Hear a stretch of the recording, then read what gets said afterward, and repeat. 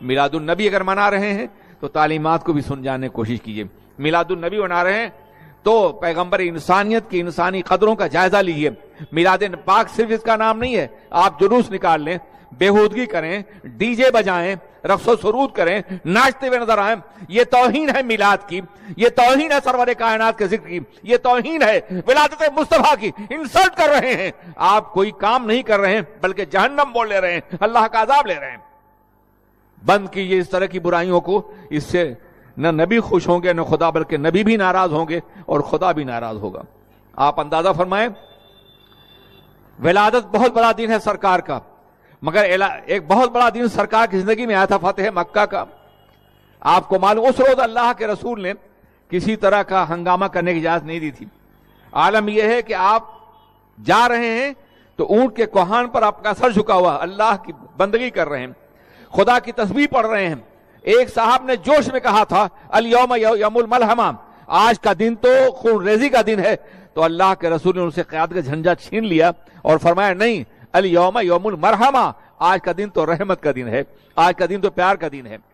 جو برائیاں آپ کرتے ہیں خدا را اس سے باز آ جائیے. لوگ تانا دیتے ہیں ہمیں کہ یہ میلاد النبی منانے والے ان باتوں کی اجازت دیتے ہوں گے, یا معاذ اللہ میلاد شاید اسی طریقے کا منایا جاتا ہو. ہم نے یورپ میں اس طرح کی رسم رکھی, وہاں ڈی جے نہیں بجانے دیتے, ہم وہاں ناچنے نہیں دیتے, وہاں کودنے نہیں دیتے, بلکہ میلاد کا جلوس نکلتا ہے برمنگھم میں, مانچسٹر میں نکلتا ہے, اسی طرح سے یورپ کے مختلف ملکوں میں نکلتا ہے. آپ کبھی ٹی وی پر دیکھ سکتے ہیں, ہالینڈ میں نکلتا ہے. لوگ سلام پڑھتے ہوئے جاتے ہیں, سر جھکائے ہوئے جاتے ہیں. کچھ کتابچے انگلش اور ڈچ میں ہوتے ہیں, جرمن میں, جو غیر مسلموں کو تقسیم کرتے ہیں, اور ایک مٹھائی اور ایک پھول ہر غیر مسلم کو تقسیم کیا جاتا ہے, اور رسول پاک کی رحمت اور ان کی حیات کا تذکرہ ہوتا ہے. ہم نے میلاد کا خود وہاں رواج دیا ہے.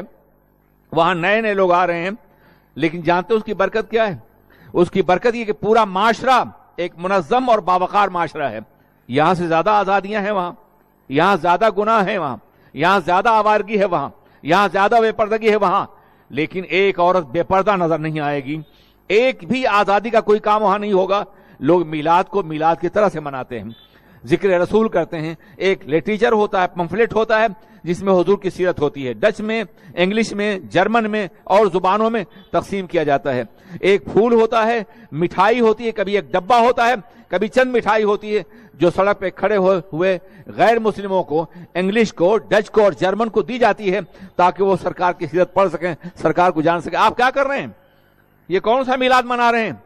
یہ کون سا تذکرہ کر رہے ہیں؟ آپ سمجھائیے نوجوانوں کو. بدنام نہ کریں وہ ہمیں, بدنام نہ کریں سیرت رسول کو, بدنام نہ کریں اللہ کے رسول کے مقدس دن کو, ان کی ولادت کو. میں عرض کرنا چاہتا ہوں, سرکار نے فتح مکہ کی خوشی بھی اس طرح نہیں منائی جیسے کہ تم سرکار کی ولادت کا دن منا رہے ہو. یہ طریقہ غلط ہے. اچھا ہے مجھے بلا لیا گیا ہے, میں اپنے محسوسات اور جذبات کو پیش کر رہا ہوں. آپ نوجوانوں کو ڈانٹیے نہیں, آپ انہیں برا نہ کہیے, دھکا مت دیجیے, پیار سے سمجھائیے, بیٹا سرکار خوش نہیں ہوں گے, بیٹا اس سے اللہ راضی ہوگا نہیں ہوگا, بیٹا اس سے خدا ناراض ہوگا, بیٹا اس سے اسلام بدنام ہوگا.